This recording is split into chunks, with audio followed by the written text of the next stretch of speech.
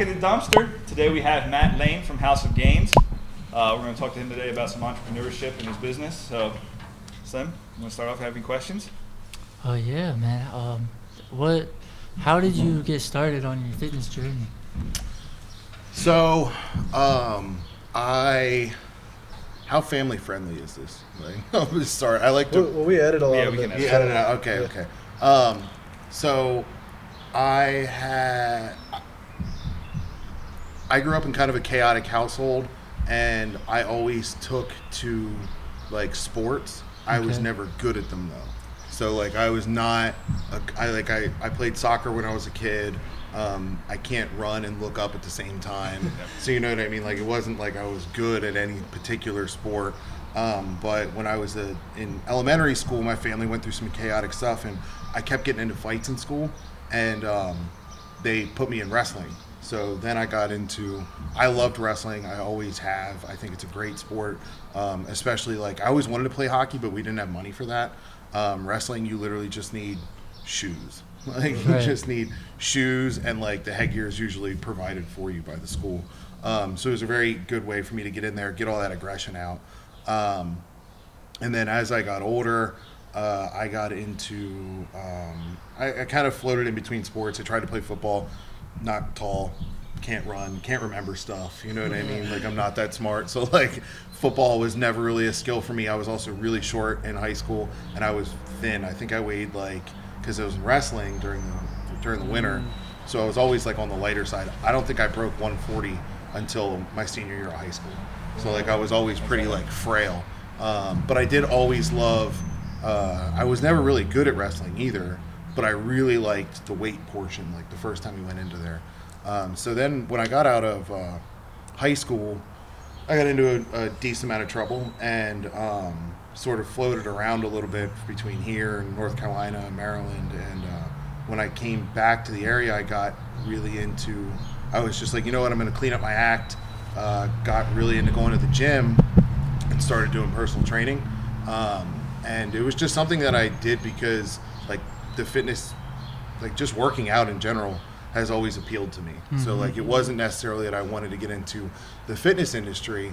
It was that I really enjoyed working out and lifting weights. Particularly, I don't really care for like, again, like football and going outside and stuff like that. Yeah. The gym culture, like just the most like guys who wrestled and throughout their high school and elementary school careers, when you go into a gym and you smell that, like wrestling rooms have a particular smell. There's just something that like triggered in my brain. I was like I love the smell of like a dirty gym for some odd reason. I don't know why I like that smell, but it always like everybody has their own thing that like appeals to them. So I got into that, and I figured I did bartending, worked in a cookie factory. I did work at Penn Waste actually for a little while, sorting these fucking cans. I think I was getting paid like $8 an hour, working third shift, sorting them through. So I mean, I worked jobs like, dude, that's probably the worst job I've ever had, easily, because you're like up in a building, up probably 100 feet in the air, and you're just sorting through recyclables. And like, dude, there'd be dead cats, there'd be all kinds of stuff. Definitely, this can smell a little bit. Yeah, and most of what you're like, we were on the other end right as soon as it came out of the dryer. So it went through a magnet, went through this big like drying machine. So then all that hot trash was coming out, and then you have to stand there and like pick through the cans. So I wanted to figure out how to. What's that old quote? Figure out what you love and then figure out how to get paid for it. Yeah. And that's kind of how I got into this. Like, I don't really. I think a lot of people have different things that they really. Some guys like building shit. Some guys like, you know what I mean, their day off work, they're building a deck out back of their house. So they're good contractors. Like, I don't like going outside all that much. I don't know how to build anything. Like I could figure it out if you put a gun to my head, but like. I don't like wake up every morning like, damn, I'd really like to go to the garage and like saw wood or whatever. Yeah. For me, it's like I really want to go to the gym all the time. So I was just like, all right, well, how do I get paid for that? And it started out in personal training, and then we could probably get into like how it sort of progressed from there. Then. Yeah. I know. I did wrestling also. I wish I would have started earlier because I just like you said, it's like you really like fall in love with it. It's really fun. I was 152 for junior and senior year, Yeah. so I was not a bigger guy, but I definitely liked it a lot. Well, you don't have to be big. That's the cool thing about wrestling is it's weight classes. Yeah. And you don't have to be big. I don't even think you really have to be good at it. That's a big misconception. With this area is very wrestling heavy. Yeah. And people like get really competitive with their kids. And I tell people, especially young boys, when it comes to an anxious young man, like somebody, you take a 10-year-old, 13, 14-year-old boy, and we're all guys here, we know that like we're rambunctious. Like we have energy and we need to get outside, and sitting under fluorescent lighting all day long, all that, it just gets to them. And for me, I was a terrible student. They put me in wrestling and I was like, oh my God, like I can just like roll around and push people and like put them in headlocks and like dump them on their necks. Like I could just like literally, you have to work, you just fight for an hour, you know what I mean? And like run, and you learn drills and discipline. And I was like, this is awesome. And then you get beat up too. And I think the most important part about wrestling that I learned was learning how to lose. It was hands down the most important lesson, because you get your ass kicked, especially if you live in Pennsylvania, Virginia, New Jersey, New York, and Ohio, like any of the big Northeast states. When it comes to wrestling, dude, you learn to lose, because if you're not really good, there's these dudes that they grow up in cornfields. Fucking, you walk up and they just have no neck and they're just like ripping you up. I mean, that one kid, what's his name? He's from Dover. Oh my God, what's his name?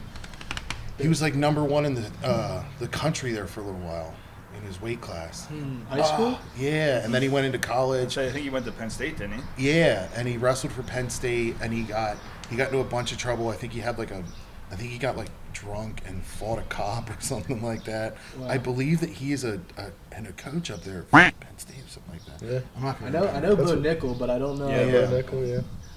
I don't know the other ones. I'm gonna think about it in like an hour. I remember there used to be so many, we'd wrestle like Northern Lebanon or like Anvil, Cleona, or like just these random schools around. I went to Lancaster Catholic, and my coach, like, he was big into wrestling his whole life. Yeah. He did it his whole life, and I would like go out there, just like, he'd be like, go out there, just do what you know how to do, like my first year or whatever. I would go out there, try my best, get my ass kicked, and then he'd be like, that guy's going to this school. He didn't tell me before the match or whatever. Yep. When I come off, he'd be like, yeah, this guy's going to like whatever school. Yeah, He'd been doing it. Yeah. I remember I was at a tournament the one time, and my coach bumped me up a weight class, and I was like, why are you doing that? And he's like, oh, no big deal, you'll be fine.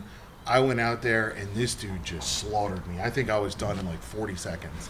Like, it was just, there was no chance.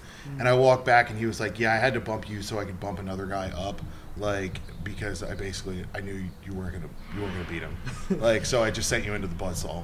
And he was like, sorry about that. And I was just like, he's like, that kid's like number one or whatever it was. And that way our other wrestler could go up a different weight class, and he could go against somebody he had a chance of beating. But I couldn't jump 10 pounds to go wrestle this guy. He was like, so unfortunately you're the sacrificial lamb today. Yeah. And I was like, all right, bro. Like, I guess that's what of that stuff. But it's a team sport. It's an individual sport, but it's a team sport too, where you learn. You know what I mean? Like, all right, well, I guess I'm going to get my ass kicked today. And I'm going to try not to, but it's about to happen. Like, and the worst part is getting folded up like a pretzel in front of like your friends. I know. That's the worst, because you're like all bent up, your legs up by your arm, and you're just like, and you hear like the ref hit the thing and then blow the whistle, and you're like, everybody just saw me like with my. I hated when I wrestled like taller guys with like long legs, and they would like wrap your legs up and like squeeze you. That was the worst. Yeah, because you can't shoot in on them either, because they got them long arms where they can just push you back and sprawl. But no, I miss it. So how getting into House of Games, you guys do supplements and stuff. Yeah. What's like when you got into your journey of going to the gym, working out and stuff, fitness journey? How far along in did you realize like you wanted to start using like maybe pre-workout or whatever kind of is? What do you think helped you the most? So I didn't really. I think the first pre-workout I ever took was NO Explode. I used to buy everything from like Vitamin Shop, and I wasn't until I got into. I didn't really know much about supplements, and this is something that I've gone around to different high schools, middle schools, and talked to kids and parents. It's actually a big avenue that I'm going to be shifting into here soon, is going out and doing free talks for athletes, like going to sports teams and stuff, and just being like, I will come in, I'll speak to the parents, I'll speak to the trainers, all of that. This is a free open seminar to talk to kids about because the average coach, your coach in wrestling, was probably really good at wrestling. He probably knew everything there is about wrestling. But I've met guys like that know nothing about nutrition, they know nothing about supplements, and they don't know any of how to implement them, what the legalities are around them, what the actual ingredient profiles do, like what's the point of this. I remember my mom's ex-boyfriend gave me creatine when I was in probably 10th grade or something like that, and I was just like, I don't know what this is, but he just gave it to me, so I took it. You know what I mean? I was whatever. But I how did I get started into taking supplements, and then kind of how to change it how to change I guess your view on working out, what it did for you. So I got into competitive powerlifting, and you're always looking for the edge. So I started just trying different powders and stuff like that. I guess I got caught into the algorithm, and I'm starting to look stuff up, and now more stuff's getting kicked my way, and then I just took to it. I've always how I feel about weightlifting and stuff is also how I felt about math and science. I enjoy reading. I enjoy reading scientific studies, and I like the math portion of all this stuff. So I kind of just started reading into it, and then taking them, experimenting with different stuff. This worked, this didn't, and trying a bunch of different stuff out. Because I was always just looking for what's going to make me bigger, what's going to make me stronger, and what's going to make me look better. And I was whatever avenue I got to take to do that is what I'm going to do. And it just sort of progressed from there. Yeah, for sure. Yeah, because I was telling him about your Chase the Pump line that you just came out with, and I love it because I don't know if you did this on purpose, probably because you're way smarter than me, but there's companies out there that you have to stack 3 different things, and you have that all in one formula. Yep. We wanted it to be a very complete formula.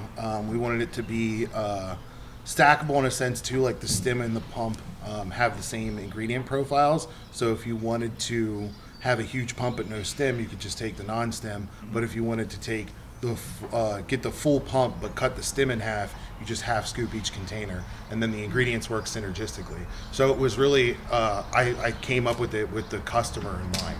It wasn't necessarily because this is where things start to get mathy, and they get into the science side. So how do you have an effective formula? Because there's different avenues of if you're creating a formula, there's multiple different types of formulas you'll create depending on which channel you're going to sell it on. So if it's a multi-level marketing product, if you ever look at the MLMs, the formulas are very very shit. We'll just put it like that. Yeah. They're not good. They're very cut down. And the point of that is because they have so many layers of commission that they have to pay people. Well, if you're a direct-to-consumer company, you have your gorilla mind. You know what I mean? So fully loaded formulas because the margins are really low. You know what I mean? When you have a product that is selling for $50, but it costs $27 to make, you can't sell it to a store to resell because they're not going to make any money off of it, so they're not going to carry it. And then you have companies that focus on, you know what I mean, just real basic. Bucked Up's one of them. Really basic formula, tastes really good, moderately priced. So their whole point is just get it out there as fast as possible. With Chase the Pump, I was let's kind of combine those thought processes into a good tasting, well-rounded formula that I could carry at a retail store. And that's kind of what we did with it. It was very customer focused. The margins are significantly less than you would a stim bomb pre-workout that's just basically caffeine and some beta-alanine, maybe a little bit of citrulline or something like that. Yeah. This one, I wanted it to be loaded with the customer and the retailer in mind. Yeah. So I make less off of it, but I figure if we do it in volume, if it starts to pick up, then I'll make my money back in 2 or 3 years. I do have another question. You hit on being creative when COVID came around. You think you think that has really exploded your business? Like, because I know that you kind of like pushed things through COVID, because we've known each other for a couple of years now. Yeah. Do you think COVID actually could have helped you in your business? Oh yeah, dude. Like through and through, COVID was beneficial for us. I didn't really benefit from any like the PPP money. We did get like a super small amount. It was barely enough to like cover anything because we had just opened the store, and prior to that, I didn't have any employees. And PPP was based off of how many employees you had, how much payroll you had going on, and I hadn't had payroll for very long. But so I'll get to that by saying this. So I started House of Gains in an effort to figure out how to make money and provide a service and bring the culture to the area, because I was sending customers to like GNC and stuff like that, and they weren't like, I wasn't getting paid off that. So I was sending my client to, you know what I mean, a store to buy stuff, and then they would come back with something else, and I was like, well, I'm not even making any money off this. This is stupid. Why am I making a sale for another company? So that's when we started my thing, and getting into it is because like that I've always tried to figure out how I could, you know what I mean, hustle my way to the top, because I don't have rich parents, I don't have investor backer money or anything like that. I'm not when it comes to creativity, and that's why I prefaced with that. I'm creative, but like I don't know how to run Facebook ads, bro. I don't know an art director. You know what I mean? I don't know like how to design labels. Like I don't know how to make shit. Like I don't know any of this stuff. But what I do have is like a work ethic that was driven to me by my grandpa to always work, because we're German immigrants. Like I'm first generation American, so like it was always drilled into me to work hard. No matter what, you should always have a job. Unemployment doesn't exist. It's a ridiculous like thought process to like not have a job. Like he always told me, this is a little bit of a rant, but like he always told me like McDonald's is always hiring. He's like, there's no reason for you to never have a job, and there's no reason for you to ever depend on anybody else other than yourself to get up every morning and go to work. Because he's like, what you get if you lose your job, you go get a job that doesn't pay as much, but you work there until you find another job, and then you get a better paying job, and then you get a better paying job, but you don't leave that other job until you have a better paying or better opportunity in front of you. So anyway, so I got into, when my gym got bought out by another company that I was working out of, we decided to open the store. And that was July. We opened the York location July of 2019. So it's 8 months before COVID hit. And I have no retail experience. I've never worked in a retail store in my life. I did maintenance for my high school, like doing like mulching and filters and stuff like that, light bulb changing. Worked in a cookie factory, pen waste, bartending, waiting tables, stuff like that, catering. Mostly like customer service jobs, but like not. Nothing ever in retail. Really. No, I have no idea how a retail store works, because there's whole science behind like how retail stores are set up. So what I did is I found a computer repair store that was going out of business. They were shifting over to B2B, setting up like Ethernets and like internal systems for big companies. And I mean, nowadays, if your computer breaks, it's cheaper just to buy a new one. Like than it is unless it's like an iPad or like a MacBook Pro, the $3,800 one, and you need a new hard drive. That's different. But like the average person isn't fixing their computer, and if you have a computer that's that powerful, you probably know how to fix it yourself.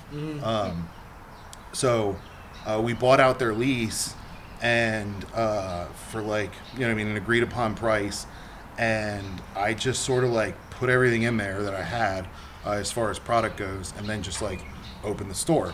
So I had to kind of hustle to get people there, because again, I didn't have advertising money. I mean, I was open to close every day for the first couple months, and I had a friend come in and help me. So then, I mean, 8 months later, COVID hit. And luckily, back in November of 2019, we got, because I had bartended, I figured, all right, well, I have a supplement store. What's a way that I can sort of supplement the income here too? I put in a 3-bay sink, a fridge, and a dishwashing system, and an ice machine, and I was just like, we're gonna sell shakes. So I've been making shakes for myself, you know what I mean, for a long time. And I bartended for 8-9 years, so I know how to make stuff taste good. So I was like, well, we'll just do this. And that was the reason that when COVID hit and they closed everything, because I had a Department of Agriculture license, I was able to stay open because I have a retail food license. They couldn't close anybody that had to-go food because legally you can't stop people from eating. Like, people would have lost their minds. But all retail stores were shut down, so we were able to stay open. However, when the gyms closed, nobody's buying supplements. That's where they got you. Yeah, so they got me there. Yeah. So I shifted into, I had friends that owned restaurants and stuff, and a lot of people, grocery stores couldn't keep up with logistics, but because the restaurants were closed, a lot of them, I mean, not closed, but like they shut down all they were only doing takeout. A lot of the supply chain was still open to restaurants. So we started buying up chicken and beef and eggs. Wow. And then I put freezers in the York store, and like people would come and like we would have 50-pound boxes of chicken and 10-pound tubes of meat, of beef and eggs, and people were coming to the shop to buy eggs and like beef and chicken because it wasn't at the grocery store. So that was a way that I started supplementing my money. I was like, I'm the chicken man now. Like I just shifted. I was like, it doesn't matter. I don't know if this is going to work, but I need to pay my bills. So, because I don't have anything backing me, there's no safety net for entrepreneurs. Honestly, there's nothing. So I was just like, if I fail, it's because I didn't sell enough chicken. So when that happened,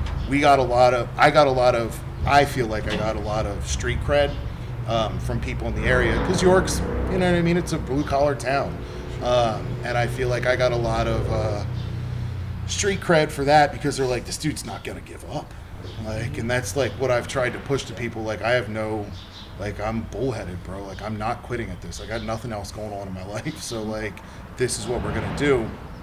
And that kind of helped word travel a good bit. And then the stimulus checks came in, and it was like, you got everybody and their mother making an extra $600-700 a week, plus getting the $1,400 check, bro. And then it was trying to keep stuff on the shelves, because people were like, now the gyms are back open, and COVID made people realize that their health. Well, at first people were like, oh, it's going to kill everybody. But then after the data started coming out, they were like, oh, the people who are at most at risk are overweight and old. Yep. Those are the two main risk factors here. It was like the number 1 and 2 comorbidity was age and then weight.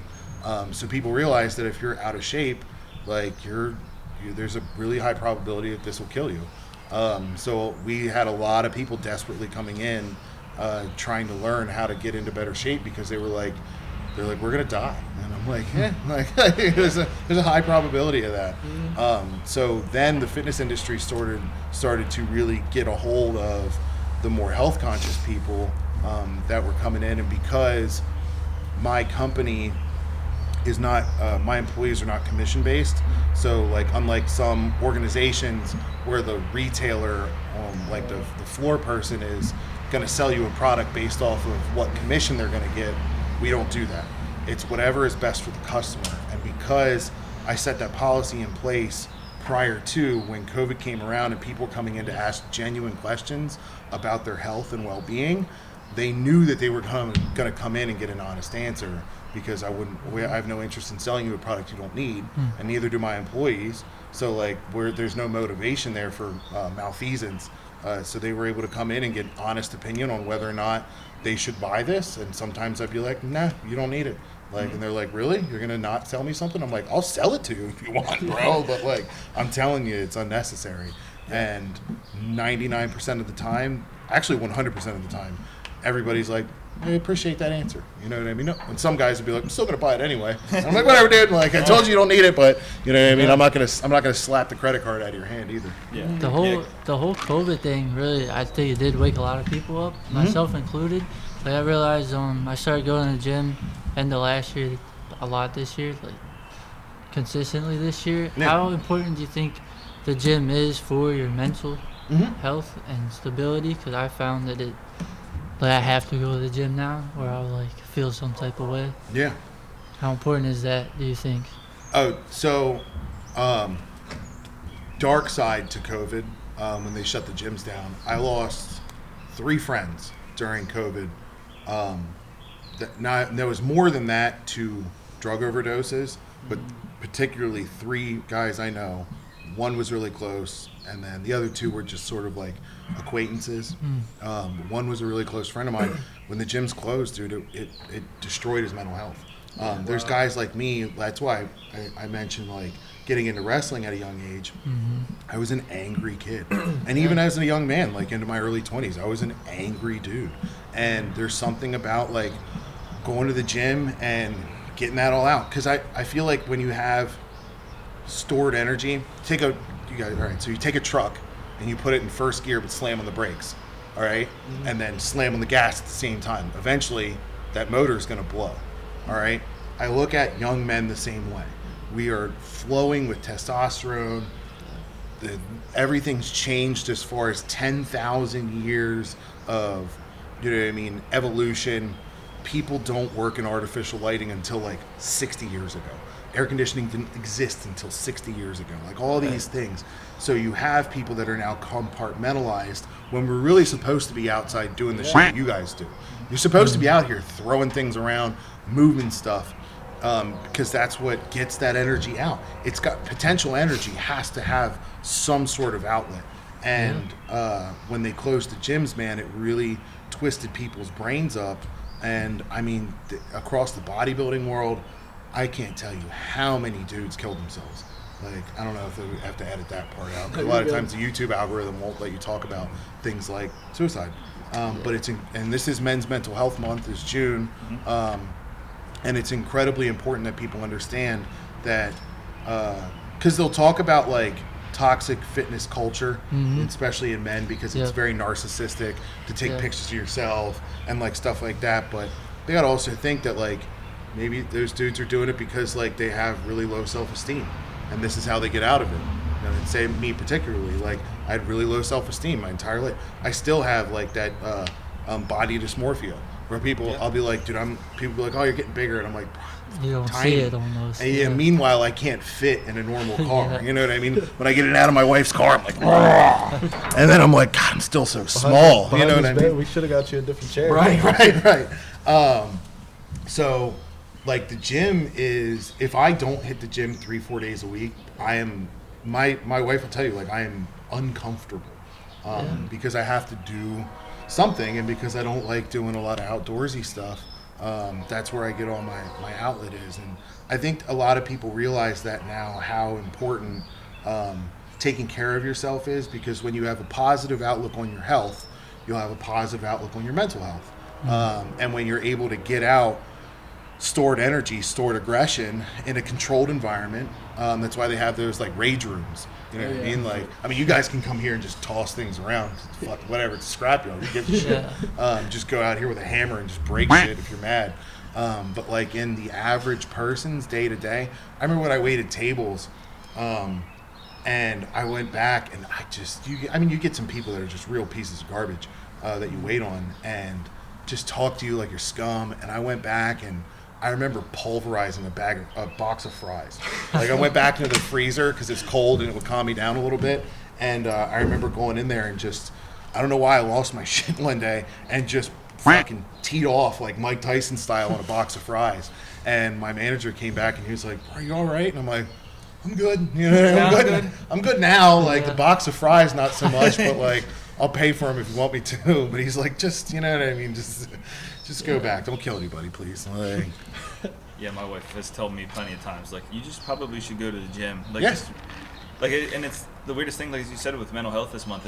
It's the thing that's gotten me. The gym's gotten me through like the darkest places and the darkest times. But then it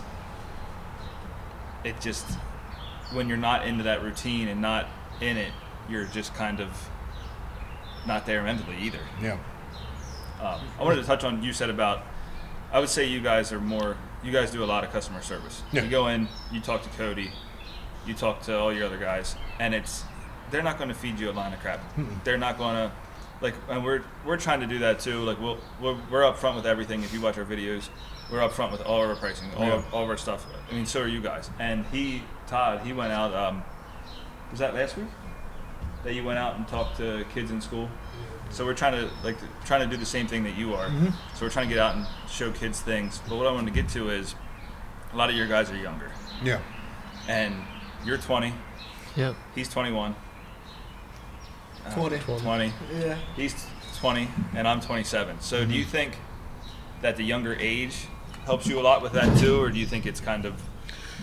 Yeah, the Gen Z crowd definitely has, it's like split.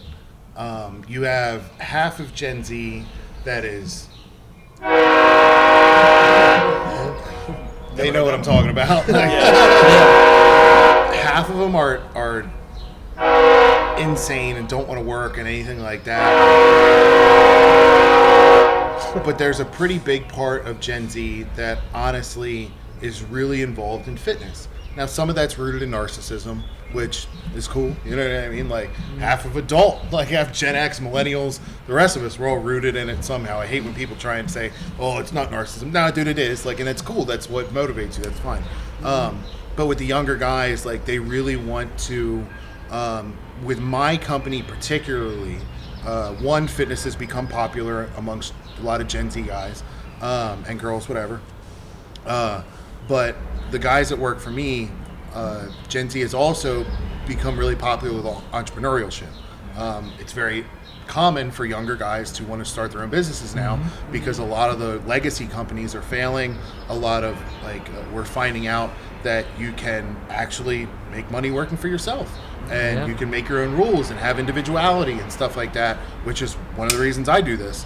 And you can go to college, and I've had people work for me that they did 4 years in college and they have a business degree. They don't know the first damn thing about running a business.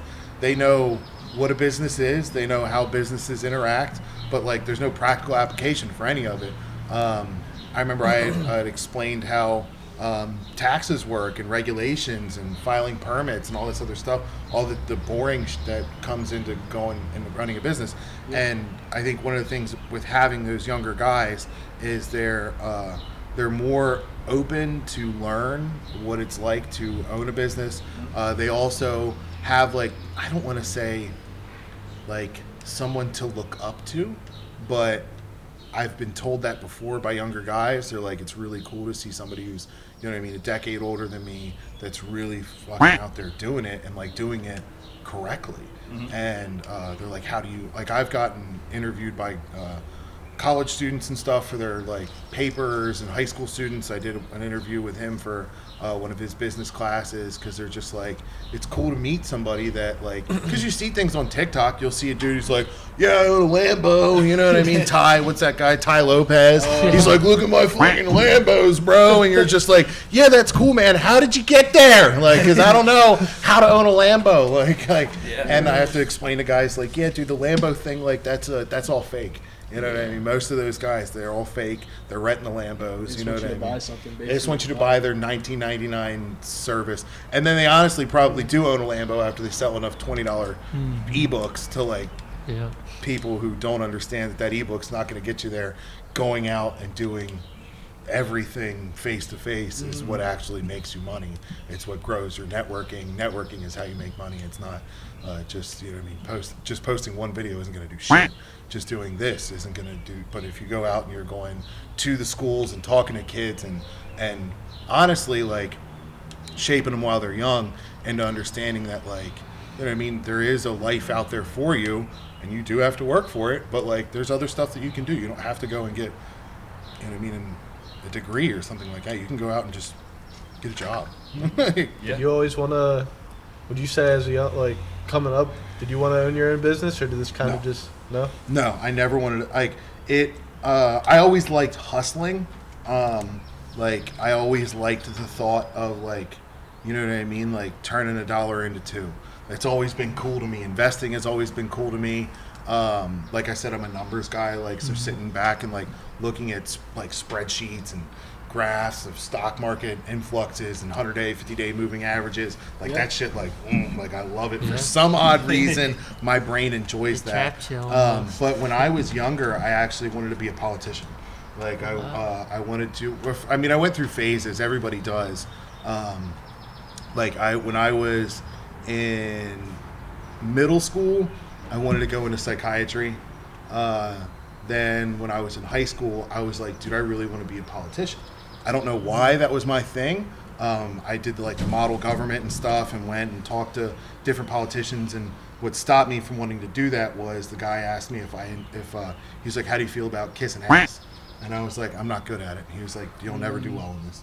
He's like, it is not, and he's like, it's all kissing ass, it's all backdoor deals and all this other stuff. And I was just like, nah, never mind Not for you. then. Nah, I was like, this isn't gonna work because I'm not that guy. You know what I mean? So when I got into fitness and started doing personal training, that was just purely trying to find a passion.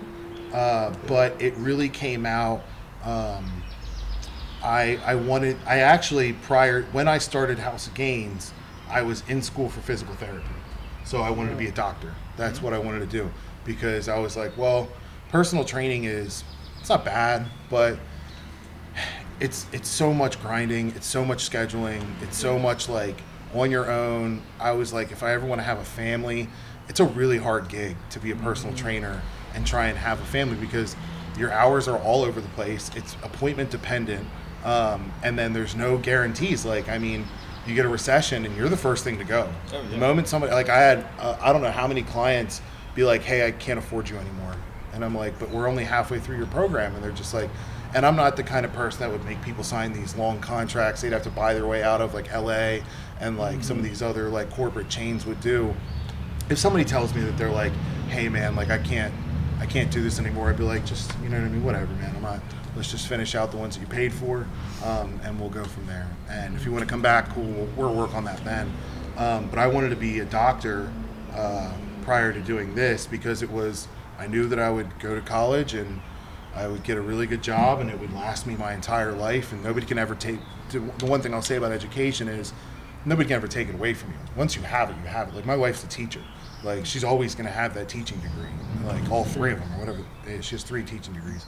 So nobody can ever take that away. And if she leaves that profession, she can always come back. And if I wanted to be a doctor later in life or be a PT assistant, or a PTA, you'll start out making $25-30 an hour, you know what I mean? And you're in controlled environment, stuff like that, and you get to kind of do the same thing that I was doing with personal training. But it wasn't until I decided that I wanted to take a risk, because when I started House of Gains, I looked at it and I was like, people, this industry is very image based, and I was like, my brain is probably not going to go anywhere, because I don't drink, I don't do drugs or anything like that. So I was like, my brain's probably still going to be here in 20 years, but my looks are going to fade. So I was like, if as I'm older, I'm going to want to possibly have kids or get married. And I was like, and then that grind life, it becomes very, very, very difficult, because the way that I built my company was grassroots. If you told me that there was a table at Tuesday at 4:00 at a gym in Reading, cool, I'm there. If you told me at Wednesday at 1:00 in the afternoon there was going to be an event at a gym in Harrisburg, cool, I'll pack my car and go. Yeah. I said yes. I didn't say no to anything. You still do that. I still do that, bro. It's a nightmare. Every time because I follow you on social media, and it seems like almost once a week you're out somewhere you were doing the marathon last year with recovery. Yep. Not one more. We'll do that too again this year. Yep, we'll be there. Mm-hmm. You do schools. You're at every other gym, just trying to put your face out there, and I think that's where we do that with the family-owned business. It's more of a family-owned business. Mm-hmm. You don't see that with corporate things. You don't Because see. they have the advertising budgets, they have the investors. If you're going to if you work for a large company, you just send the paperwork off to somebody. Mm-hmm. You don't know where it goes, and then it comes back. You know what I mean? Filled out and everything, and you're like, oh, we're going to do events. They're like, nah, we're not.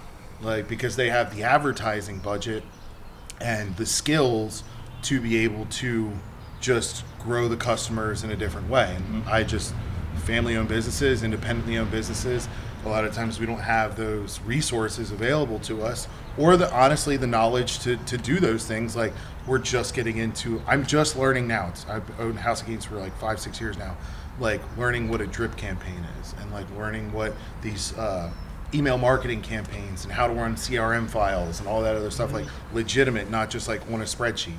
Like, are these all packed into paid softwares that you can track the ROI on it? And like, I'm learning firsthand stuff that like people with master's degrees and like in business and marketing and stuff like that would have. And it's important. Like, plus if you're in your guys' scenario, my scenario, like I didn't focus on e-com. I focused on my retail stores really, more or less, because I knew that in this area I could get in front of somebody. And I mean, if you're on a phone and you're just scrolling, you'll see an ad. You just keep scrolling. And I was like, if I can just get off of this and just go to an event and be like, here it is. Yeah.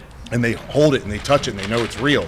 Now I have a significant advantage over this because they can see this on a screen, but they've never touched it. They've never felt it.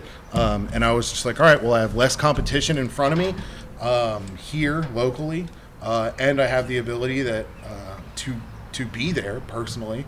It doesn't cost me any money, just time. Time is money, but it was at the time my time was worth less money. So I'm just like, all right, well, and then it gave me that trust advantage too, because they're like, oh, like you know, when I be in the store or when I go to events, they'd be like, oh, like where's this company from? And I'm like, my house. And they're like, what do you mean? And I was like, I own it. Like they're like, you own it and you're here? And I'm like, yeah, dude.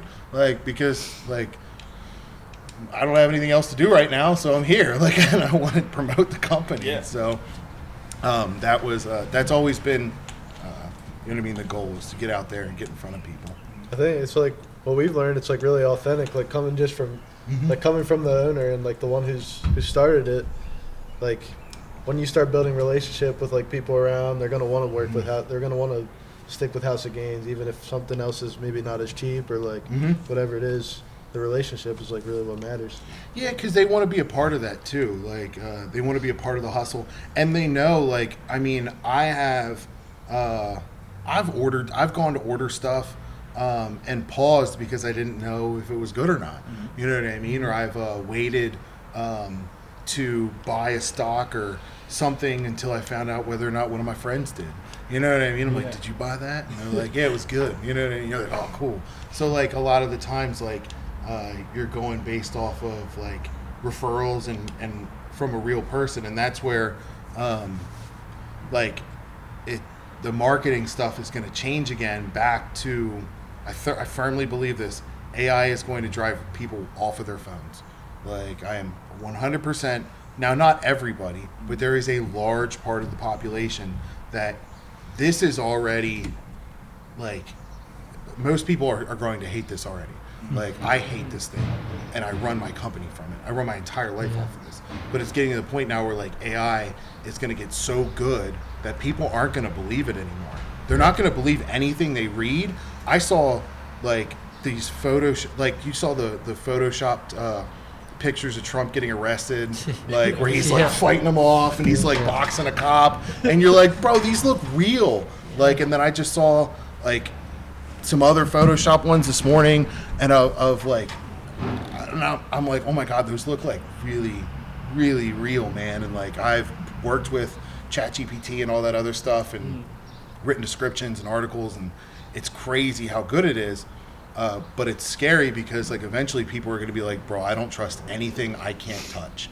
Like, we're going to go back to like it's a cycle, you know what I mean? People are going to go, and technology is going to get good, and everyone's going to rely on it, and then they're going to be like, unless I can talk to somebody face to face, I'm not talking to you, because they're not going to believe that. Like, I mean, I saw one with Joe Rogan where like he did a commercial, and it was not Joe Rogan, bro. Yeah. Like, there was an AI of a Nirvana song. I don't know, did you guys hear that? I heard that one, the Drake song. Yeah. And Drake it's, one? the And Drake it one's sounds good, and I was like, just crazy. like them. Yeah. Like, so Yeah. people aren't going to believe anything they see or hear anymore unless they can reach out and touch it. Like, so that's where companies like this, mine, will have that severe competitive advantage, because if you're out there talking to people, and the time to get in it is 6 months ago, the second best time would be now. So anybody that's listening, if you're relying entirely on marketing, like e-commerce marketing, social media marketing, like there are 100% aspects of this that you should have. But the best part is when people can watch a podcast like this and then go out and talk to the guy that was on it. If there's no follow through, all the money is made in the follow through. You can post the product up, but if the product tastes like shit, no one's going to buy it, or at least not going to buy it a second time. So it's like, oh yeah, you can have this great marketing, but if there's no follow through, it doesn't matter. So stuff like this, people are going to see it. The AI marketing is going to get really good, but then they're going to want to talk to somebody, because people need, especially nowadays, that reassurance that you know what I mean, that what they saw was actually real. That's eye-opening. Yeah, definitely. Yeah. Yeah. You use your ChatGPT. Yeah, I use ChatGPT too, and it's definitely really cool, like, to see the stuff that it does, but it's also scary at the same time. Yeah, like, who knows, like, how many like jobs eventually it's gonna take over and stuff too. Like, I don't know. It's pretty crazy to think about. But yeah, I was gonna ask for you.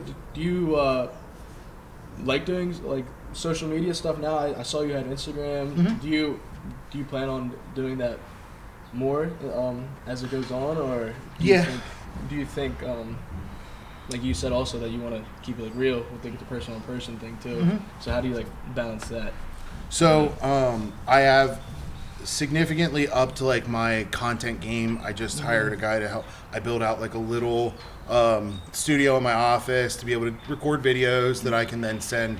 I was editing them myself, but now I hired an editor to help me with that stuff, because doing things like that are taking time away from me being able to go out and do things like this.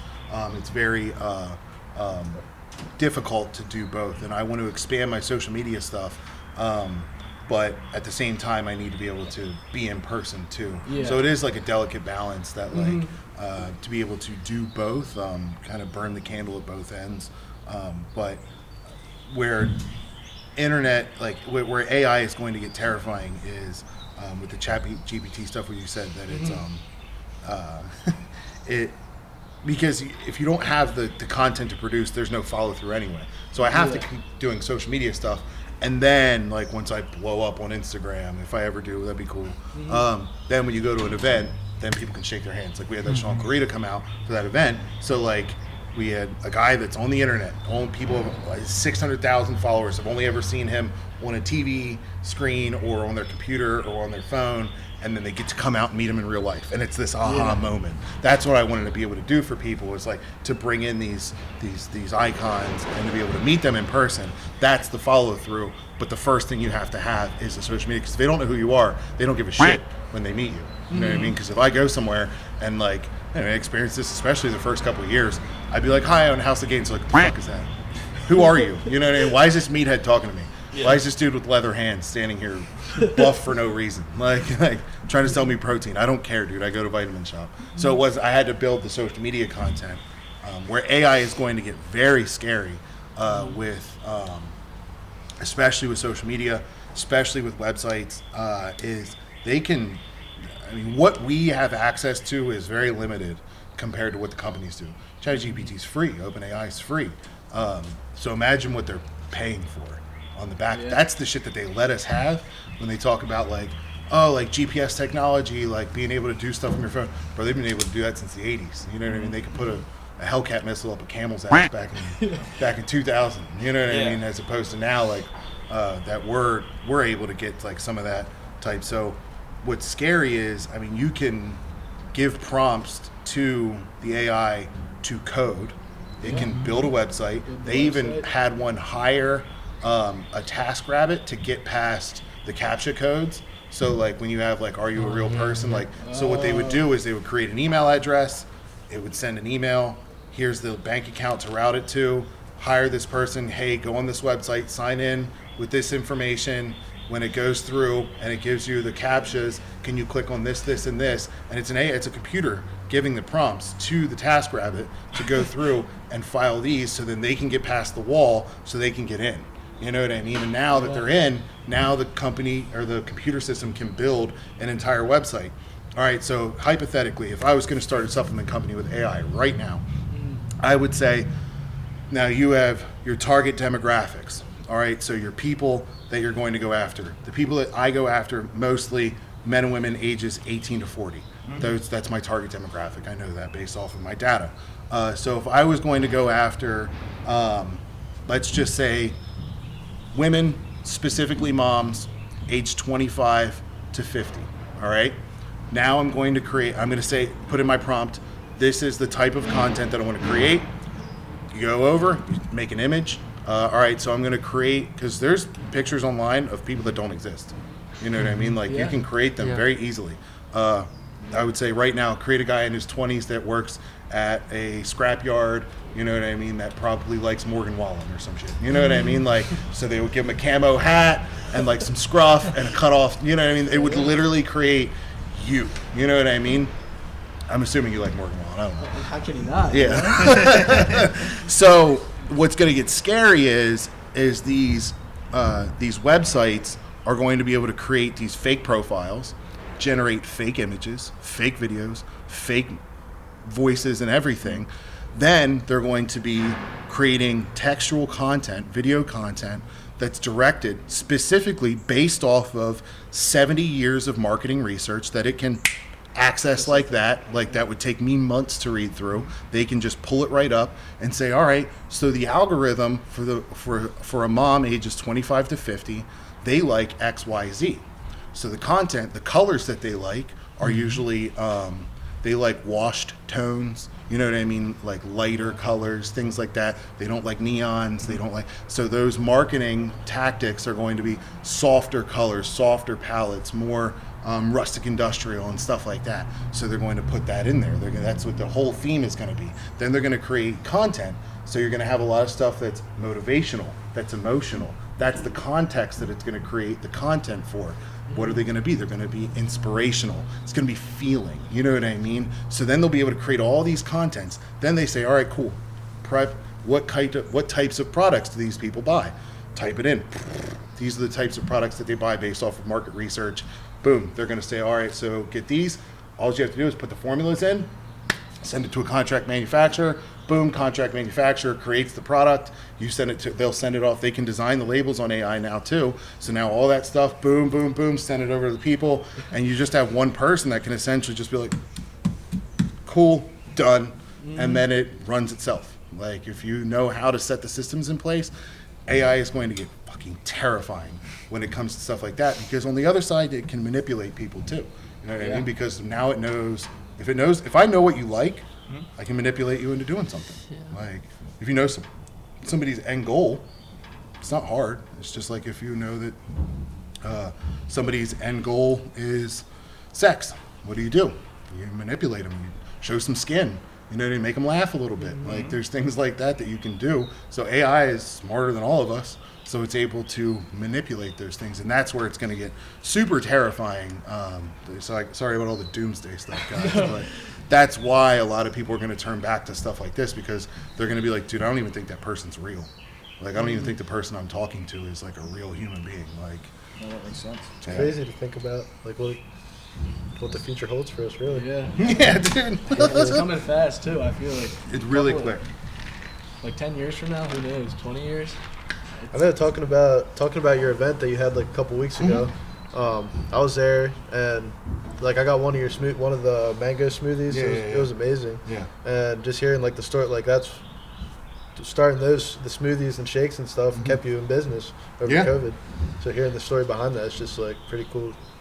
It's awesome. Yeah, and people like shakes, you know what I mean? Like, people like to eat. It was an easy way to, I was like, all right, well, what's a way that we can drive traffic in here? You know what I mean? Like, and If you just have a retail, what's the difference?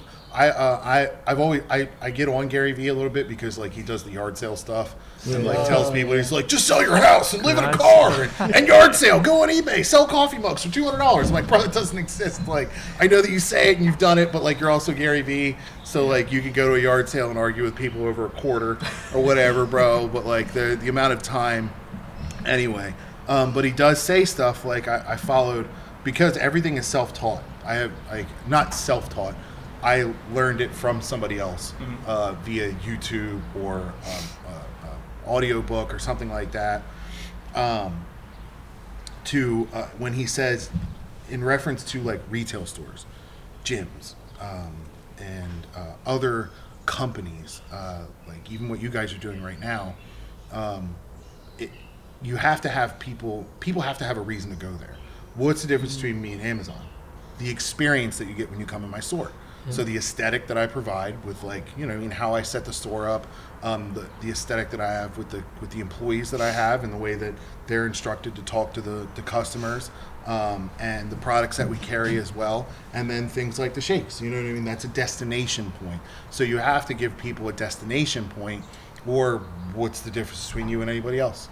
You have to give people a reason to want to come there. And I was just like, if I make something taste good, that's probably a good enough reason for somebody to come and spend $5 on a shake that they wouldn't have been able to make. They can't make them at home. I've had people try; they can't replicate it. So I would recommend. I can't. I've tried. I don't know what peanut butter Cody puts in there, but he always puts extra. Yeah. He's a double scooper. Yeah, I mean, we've had people come up. They're like, "Oh yeah, we seen you on TikTok, and we just want to stop in, and we have just a little bit of metal, but we drove 45 minutes to you guys." Or, like I said yesterday, when my truck broke down, I called the guy, and he's like, "Wait, are you from Sahd?" And I'm like, "Yeah." He's like, "I was just watching you on TikTok." Yeah. Like it's cool that you can get out and do that. Yeah, I mean, I just did last week a podcast with a guy that owns DreamWorks Roofing up in Mechanicsburg, and he was like, "Yeah, people were making fun of us for like our TikToks and our social media videos and stuff like that." And he's like, and I've had people say stuff to me like, "Oh, that's corny," or "Why are you doing this?" And I'm like, yeah, at the end of the day though, man, like I'm watching my networks, like I'm watching my engagement go up and my profits are going up too. So what is it? 50 Cent said, "Go ahead, switch your style up, and if they hate, let them hate, let the money pile up." Like I kind of look at it the same way. Like I'm not doing anything that's out of pocket based off of my it's not untrue to me. You know what I mean? Making videos of like you guys smashing cans and like, you know what I mean? Doing stuff like that. That's not untrue to your guys' belief structure. It's just you found a way to make a job that otherwise probably sucks. You know what I mean? Fun. Like, and if nowadays, in reference going back to the Gen Z stuff and the whole COVID revolution of the Great Resignation, people realize that like their lives are incredibly short. And you're lucky to live 60 years. You really are. Like, and there's people that live to like, 80, 90 years old, but they're the exception to the rule. The average person might live to be like 65, 70 years old. All right. You spend the first 20 years of your life in school, dipping off with your friends. That's cool. But like, and then the last 20 years you're spent really trying to like make sure your shit doesn't fall apart. Like, and then, but that in middle 20 years, the people who are 20 to 40 years old, we're really just trying to like enjoy this shit.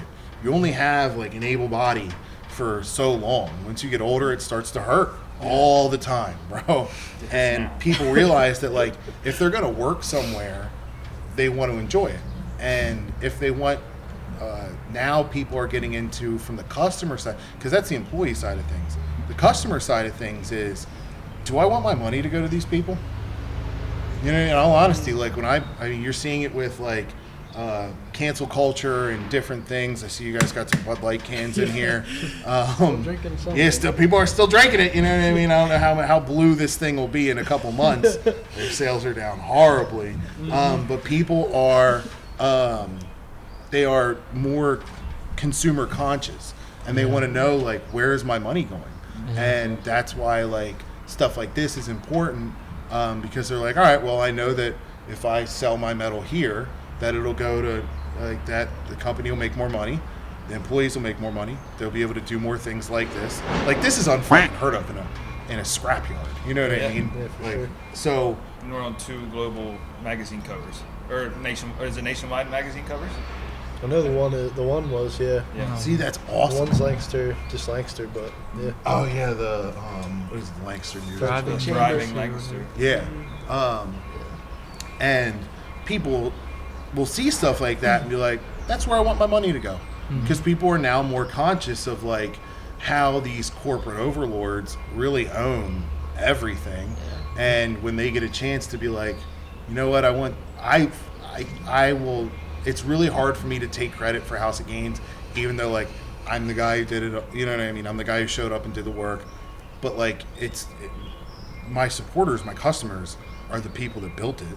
Like, because I tell people every time you buy a product from me and I make $15 off of it, right? When I make that $15, that's going to go right. I never heard that train this much. I know, right? I'll wait for it. Yeah.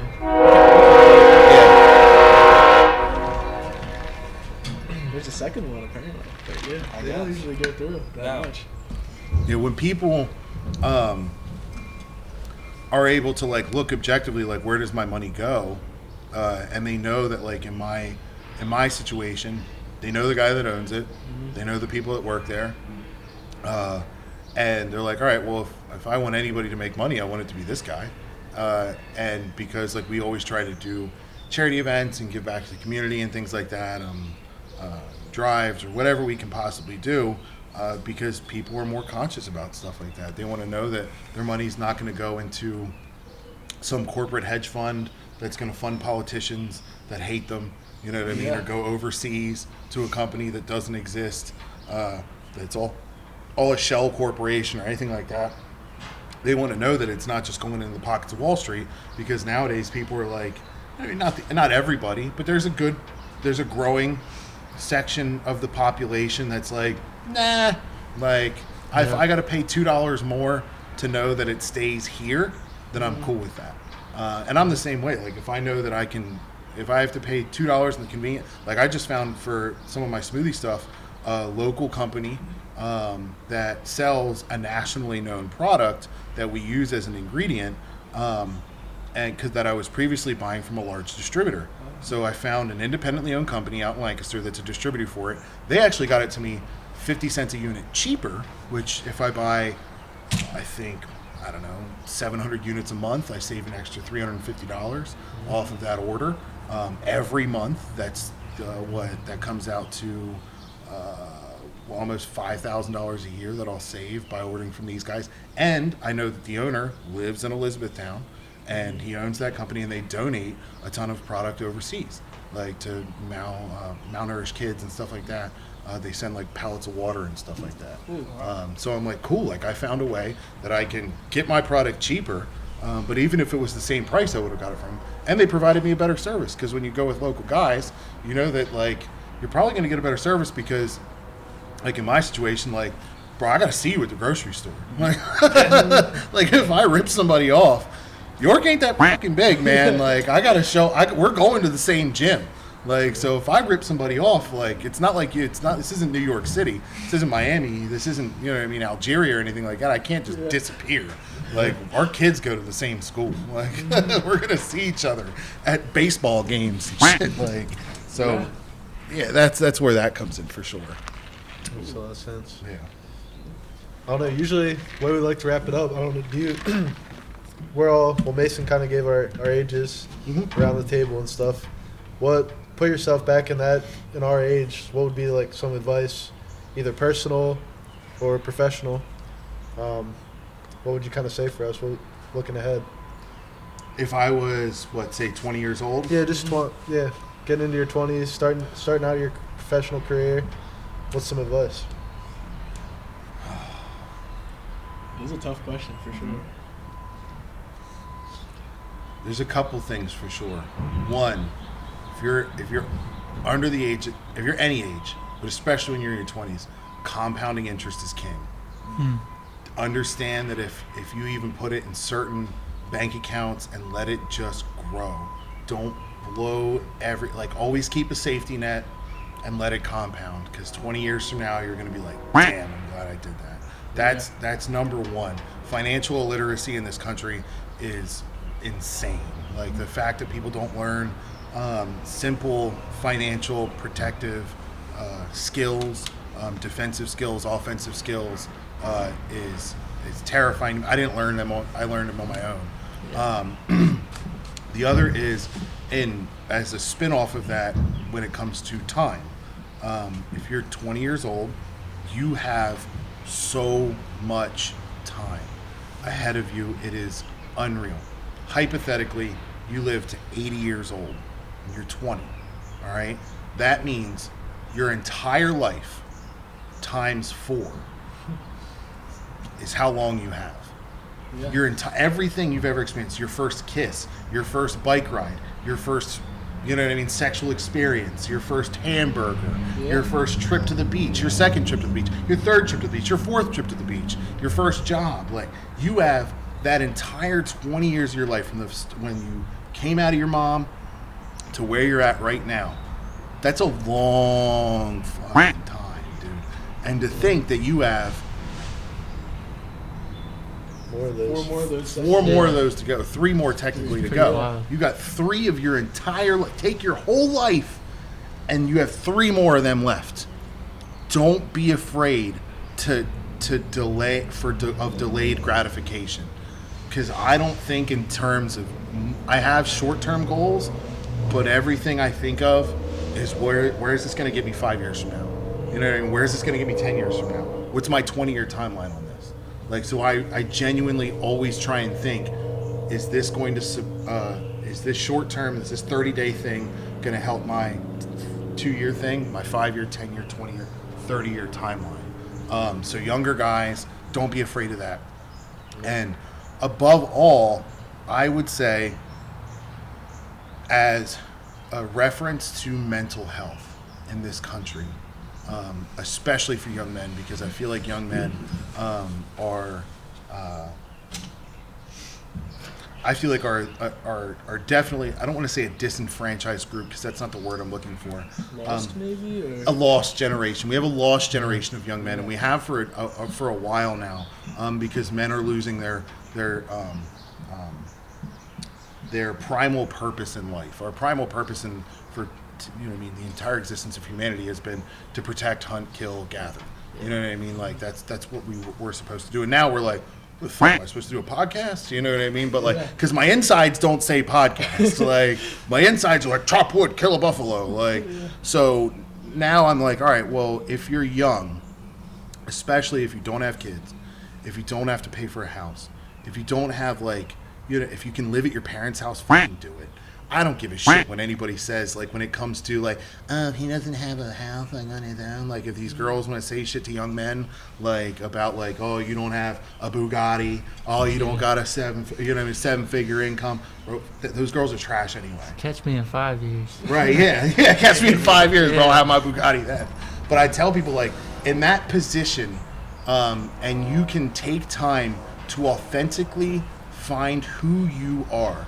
Because as a young man, when you're in high school, you don't know shit. You're just getting your first boner. You know what I mean? You're like walking around, you're like, I don't know what I'm supposed to do. I don't know what I like. You know what I mean? And then you get into your 20s and you're like, they told me I got to go to college. They told me I got to go to the military. They told me, I don't even know if I like Bud Light. You know what I mean or not? Like, I tell people, take time to figure out who you are, because the distance in between 18 and 25 is so pivotal in finding out who you are as a person. Which I think, if you want to find success in life at all, in business, in anything, relationships, if you don't know who you are, you're fucked. Like, you're not gonna get anywhere in life, because you're constantly going through this cycle of, like, I don't know why am I doing this? You know what I mean? And when people take time, like, if you don't go to college right out of high school, that's totally cool, man. Nobody cares anymore. Like, if you just get a job, you just pay your bills, go spend time, go to the beach with your friends, go to the bar with your buddies, you know what I mean? Go fishing, go do something where you can take time and really figure out who you are and what you like, because if you never figure that out, you're going to be unhappy your whole life. And, like, for me, I was fortunate in a sense where I got put into some positions where I wasn't allowed to do anything for a period of time. So I had nothing else to do but to think about it. You know what I mean? Like, what do I like? And I'm very fortunate for that.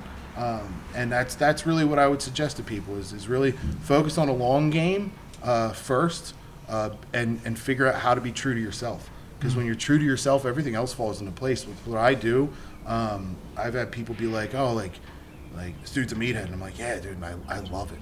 Like, it's just the best thing that I could possibly do with my life. And I don't like anything else. Like, I found out what I really like. If you're really into, like, anything, man, that's what you should do. And you should do it thoroughly. You should do it fully. Like, don't half-ass it if you're going to do it. If this is the kind of stuff you like, if you like scrap metal and podcasts, bro, then fucking do that. And do it right and do it well. And put everything you have into it. Don't, like, pussyfoot around stuff. If you're going to do it, go all in. You know what I mean? Yeah. And then if it doesn't work, dude, I bought a vape juice company years ago, and it failed immediately. I lost a ton of money on that.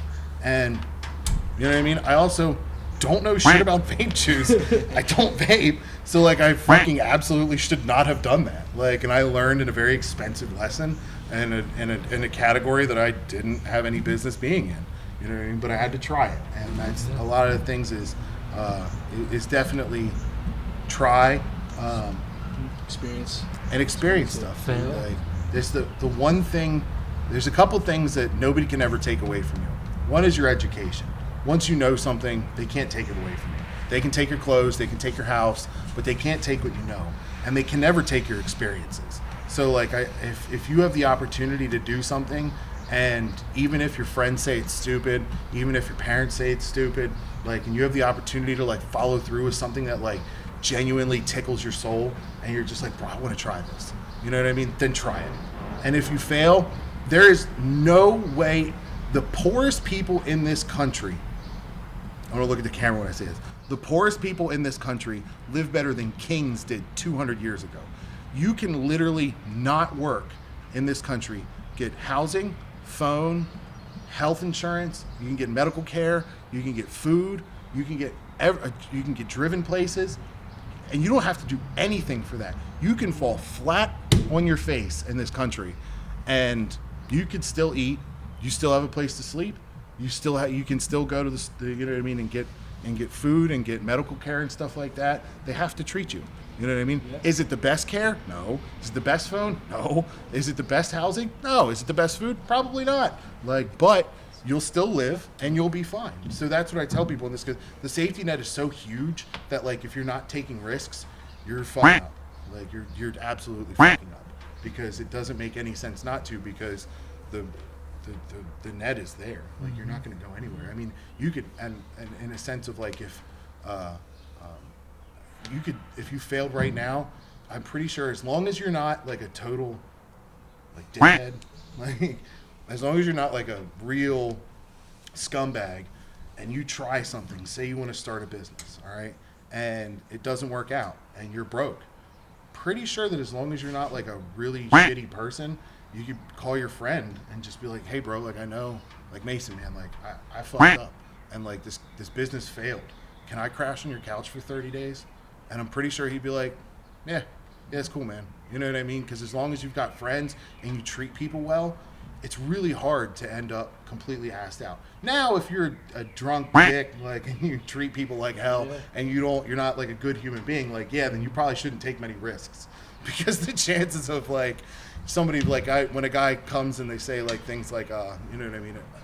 Nobody cares about the dude in his 40s who, you know what I mean, keeps screwing up, and, like, eventually people get fed up with your stuff. But, like, if you're young, man, and you haven't, like, really wronged anybody in life, and you've got, like, stuff you want to try, do it. And do it. Yeah, take the risk, because when you get older, like, we have, my son's almost 15 weeks now. Congratulations. Thank you. That's awesome. I can't take as many risks as I used to than I could a year ago before my wife got pregnant. So it's just like, I have to now take different levels of risks. My safety net has to be placed much higher than much lower, because, like, if I screw up, now my kid suffers. You know what I mean? We want to have more, and, like, the opportunity to be able to take care of my family is significantly diminished. So I have to take more calculated risks. But if you're young, dude, swing for the fences. Like, Thank you. One final question I just kind of wanted to ask. I know you're talking about your long-term goals. Where do you see yourself in the next 5 to 10 years? Yourself and House of Gains. Have you probably thought about it a little? If you want to grow it more, or you're happy with how it is now? I just wanted to end off on that. I am never satisfied. It is when people talk about like, oh, you're super motivated and you know what you want. I'm like, it's a blessing and it's a curse. It is absolutely a blessing and a curse. And anybody that is like of the entrepreneurial class, my brain never stops running, and it is frustrating because nothing's ever good enough. Like one store, I want 2. 2 stores, I want 5. You know what I mean? Like 6 products, I want 10. You know what I mean? Oh, I did X amount in sales, triple it. Like, and it really doesn't ever end. My goal is I would like to have probably 4 or 5 retail stores, and then the idea would be then to license it out to other places and do startups.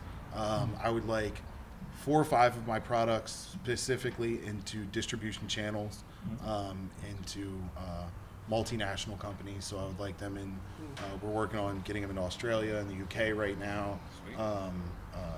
And if Canada ever isn't on fire, maybe get some stuff up there. See it around. Right. So that's where I would like to be.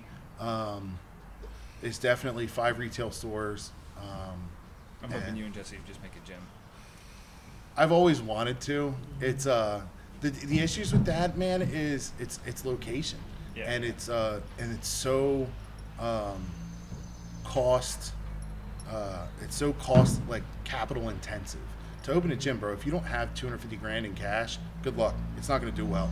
You'll be able to do it, but it'll take you 5-10 years to get it to the point where it's marketable. Because it takes that long to build up the equipment, the clientele, like all the assets and stuff like that, and the renovations. And then if you're starting small, then you're going to have to, as you grow, you're going to have to find a new building. Is the new building going to be in a location that's able to be, you know what I mean, scalable? You know what I mean? So then things get really difficult. I personally have always wanted one. I own, you know what I mean, the URLs for it already. It's not like I haven't thought about this. I've kicked it around my entire lifting career. The gym that I used to train at, I was trying to buy prior to them getting bought out by the hotel across the street. And I'm really glad that didn't happen because it was not the time, place, or anything like that. And we've looked into different places outside of the area just because this area is pretty saturated. But it's something that I've always wanted to do, and I have I do have the entire business plan written out. I have all the branding. I literally have an entire portfolio that if I ever got to a point where I wanted to do it, I can hand it over to a bank and just be like, here's the plan. That You know sounds what I mean? ready to go. Yep, we're ready to go. But it's really just boils down to whether or not I decide to pull the trigger and how things go. You know what I mean? Commercial real estate's collapsing right now, so maybe that opportunity will come up. But when it will, I don't know. Right now, my main focus is my retail stores and my products because that's currently. I try to tell people like with young entrepreneurs and stuff is don't diversify too much because once your focus gets taken to so many different places, you end up not being able. Like I'm really good at specialty supplement sports nutrition retail. That's what I'm really good at.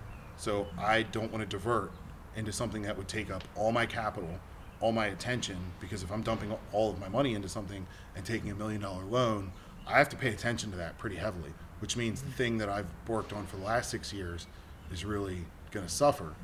I worked 6 years to get it to the point where it's, you know what I mean, now it's working. And then if I take away from that, what was the point of the previous 6 years? So that's why I haven't done it. And people are like, oh, are you going to do it? I'm like, it just gets to, like, if this situation is managed well without me having to be there and it's still running the same numbers that it is, then yeah, we'll introduce. Or if somebody comes along and wants to partner in or something like that, that'd be a different story. Currently, my goal is 5 retail stores, products and distribution, and I'd like 100,000 Instagram followers. That'd be cool. For sure. Yeah, 100K. We'll start at 100K. No, that Yeah. you can do it for sure. Yeah. I think we all are appreciative of you coming Oh, on, yeah, Matt. definitely. Yeah. It's been It's been a awesome, great yeah, talk. really good. Yeah. We all took away and learned a lot from this, and yeah, go check out House of Gains at their Lancaster and York locations. And yeah, appreciate it, and thanks for watching, everyone. Thanks, guys. See you guys on the next one.